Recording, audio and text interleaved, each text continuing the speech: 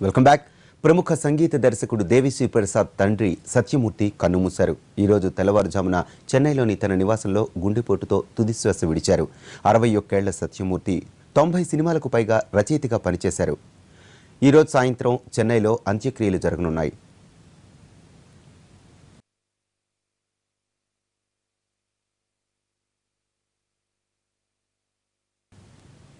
సత్యమూర్తి కథలందించిన సినిమాల్లో చాలా super duper hits ఉన్నాయి. పెద్ద హీరోలు నటించిన హిట్స్లో చాలా వరకు ఆయన స్టోరీలే ఉన్నాయి. ఇందులోనూ చిరంజీవి సినిమాలే ఎక్కువ ఉన్నాయి.